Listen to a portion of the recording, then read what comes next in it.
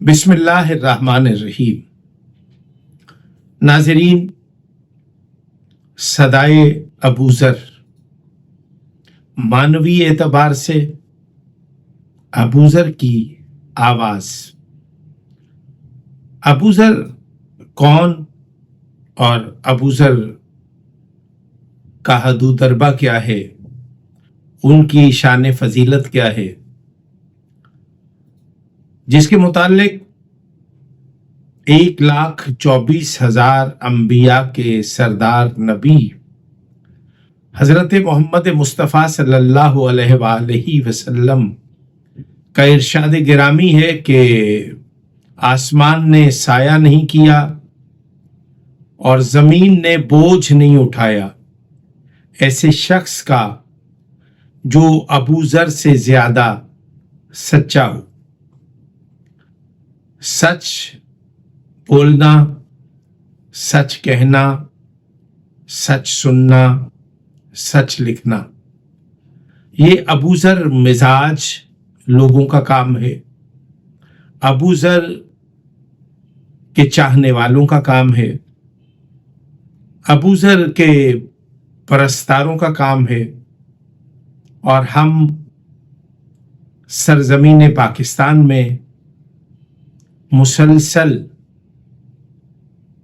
یہ راگ الاپ رہے ہیں کہ اے لوگوں، ابوذر مزاج بن کے حصول خوشنودی معصومین علیہ السلام کو یقینی بناؤ۔ لیکن پیروان علی و بطول یعنی ملت شیعہ خیر البریہ اثنا عشریہ پاکستان کے ہر فرد کی سماعتوں سے یہ ہماری آواز ٹکرائی، اور ہم نے ہمیشہ مکتب سے، ملت سے یہی عرض کی کہ خدا کے لیے سیرت معصومین پر عمل پیرا ہو کر آپ سچے سچے محب اہل بیت بن سکتے ہیں، اور پھر جو محب اہل بیت بن جائے وہ ابوذر کہلاتا ہے۔ لیکن ہم تو ابوذر سے محبت کے دعوے دار ہیں، ہم تو مولائے متقیان علی ابن ابی طالب سے محبت کے دعوے دار ہیں۔ المیہ یہ ہے کہ ملت شیعہ خیر البریہ اثنا عشریہ نے اصول دین اور فروع دین جو علماء حقہ نے ہمیں تعلیم کیے، جو آل محمد نے ہماری فلاح، ہماری بہبود، ہماری نجات،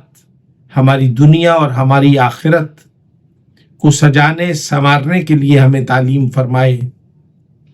یہ اصول دین اور فروع دین، ان پر عمل ہی دنیا اور آخرت کا سبب ہے اور ضامن ہے۔ آج محراب اور منبر سے وابستہ لوگ بڑی سے بڑی کوتاہی پر ندامت اور معذرت کے عمل اور مرحلے سے گزرنے سے چشم پوشی کرتے ہیں، غفلت کا ارتکاب کرتے ہیں، اور ان کا یہ عمل یقیناً گمراہی سے قریب کرتا ہے۔ آج میرے بات کرنے کا مقصد یہ ہے کہ منبر پاک پر موجود شخص نے برسر منبر لاکھوں ہزاروں افراد کی موجودگی میں، چونکہ وہ ویڈیو لاکھوں میں نے اس لیے کہی کہ بہت سارے لوگ سوشل میڈیا سے وابستہ رہتے ہیں، اور پھر جب یہ کسی ایسے شخص نے جو خود کو شیعہ کہتا ہے اور پھر اس نے برسر منبر شان رسالت مآب صلی اللہ علیہ وآلہ وسلم میں گستاخی کی، اور اس گستاخی کرنے کے بعد ملت شیعہ دو لخت ہوئی، کچھ لوگ اس شخص کے ہم رکاب اور معاون بن گئے اور کچھ لوگ اس کے ساتھ متحارب ہوئے۔ متحارب ہونے والوں کی تعداد اگرچہ بہت کم ہے، لیکن اس کے ہم نواؤں کی تعداد یوں لگتا ہے جیسے 14 صدیاں پہلے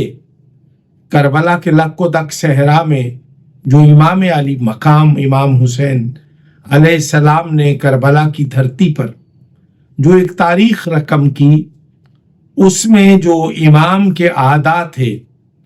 یا حق پرستوں سے متحارب ہونے والے لشکر کی تعداد، میں اس تعداد کو، چونکہ وہ مورخین نے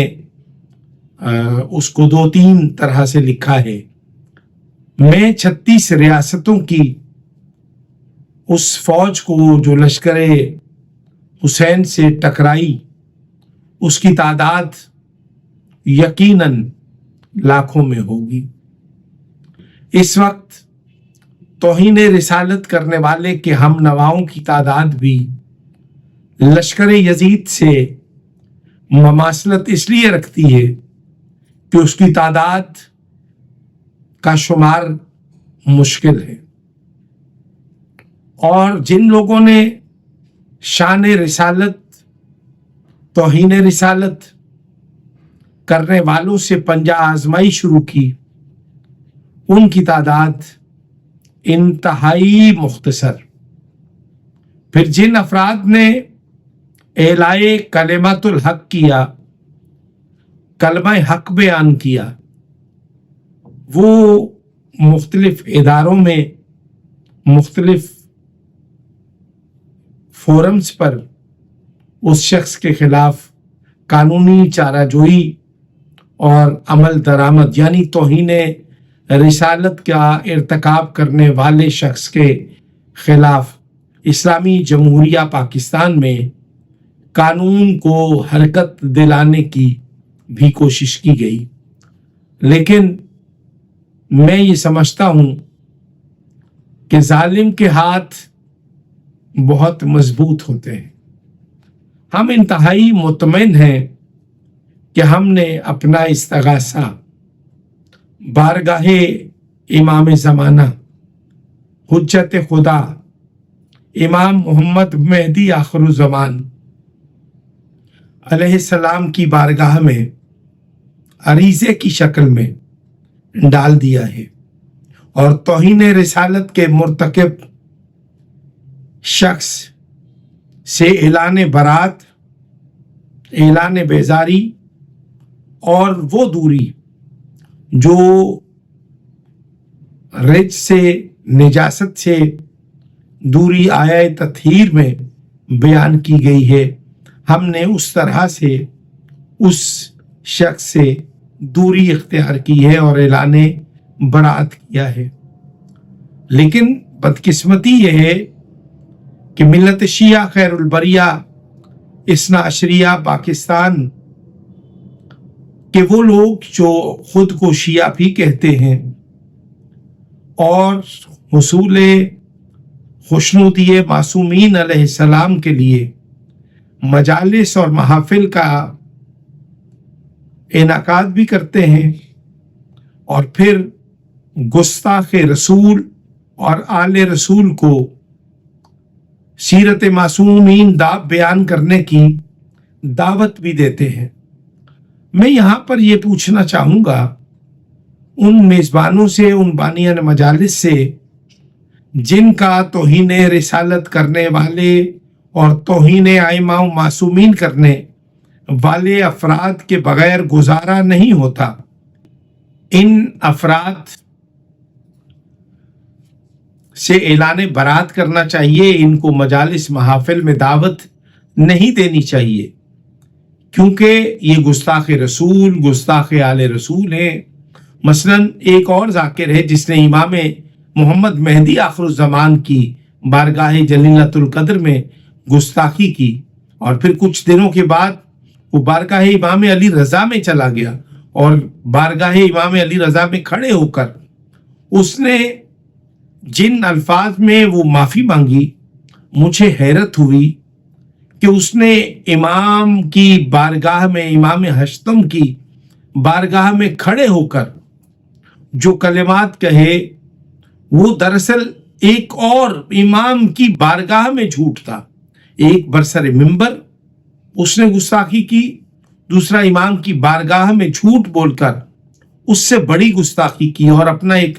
वीडियो बयान जारी करके खुद को बरी जिम्मा समझने लग गया। अब आप ये फरमा दें कि इसमें इन अफराद का क्या कसूर है? ये जो तौहीन रिसालत कर रहे हैं, तौहीन आइमा मासूमीन कर रहे हैं, असल में वो लोग मुजरिम हैं जो इन लोगों को मजालिस और महाफिल में दावत देते हैं। यानी कि मेरी तहकीक के मुताबिक, मेरी सूझबूझ के मुताबिक और मेरी सोच समझ के मुताबिक जो लोग बानियान मजालिस हैं, उन लोगों ने अज़ादारी की रूहानियत को पामाल करके रख दिया है। बानियान मजालिस को चाहिए ये कि ज़ाकिर दर्जा अव्वल का आए और वो जिक्र इमाम करे, उसके पास ज़्यादा से ज़्यादा लोग आए, मशहूर लोग, महंगे दामों वाले लोग। मैं फिर कहूँगा, खुदारा अपने चलन को बदलें, अपनी सोच के ज़ाविये को बदलें, और अगर आप मजालिस और महाफिल के इनकाद का मकसद हसूल खुशनुदी मासूमीन समझते हैं तो फिर आप सफ बिछाएं, जाकिर सफ़े अज़ा पे बैठकर खिताब करे और एक बंदा भी सुनने के लिए ना आए, आप खुद ही बैठकर उस जाकिर से जिक्र इमाम और जिक्र मासूमीन यानी कि फ़ज़ाइल और मुसाइब आप समात फरमाएं। फ़ज़ाइल पर आप खुश हों, मुसाइब पर आप अश्कबार हों। मैं समझता हूँ आपकी इबादत हो जाएगी। लेकिन जो मौजूदा हालात हैं वो यकसर तब्दील हो चुके हैं, हमारी तरजीहात बदल चुकी हैं। हम हसूल खुशनुदी मासूमीन की बजाय हम इलाके में मुअज़्ज़ज़ होने के लिए, हम ज़ाकिरीन को भारी भरकम न्याज़ें देकर अपने इलाके में बड़ा बानी मशहूर होना चाहते हैं। खुदारा अपने रवैयों पे नजरसानी करें और मौजूदा जो हालात हैं उसको बदलने के लिए, जो अज़ादारी की रूहानियत ख़त्म हो चुकी है, जो अज़ादारी मजलिस अज़ा की बजाय मेले का समा पैदा हो गया है। और मैं ये समझता हूँ कि बहुत सारी ऐसी चीज़ें हैं जो नाकाबिले बयान हैं। हम लफ्ज़ों हरफों में इसके मुताल्लिक बयान करके कौमी वक़ार की तनज़ली का सबब बन रहे हैं। खुदारा अपने रवैयों पर नज़रसानी करें और सच्चे सुच्चे हुसैनी अज़ादार बन के लश्कर हुसैन में शुमार होने की कोशिश करें। बसूरत दीगर मौजूदा हालात में अज़ादारी मज़लूम करबला चूँकि एक तमाशा और एक मेला जैसा माहौल बनता चला जा रहा है, जो मकतब तशय्यो और मिल्लत शिया खैरुल बरिया इस्ना अशरिया के कौमी वक़ार की तनज़ली और मजरूह होने का सबब बन रही है। अस्सलामु अलैकुम व रहमतुल्लाहि व बरकातुहू।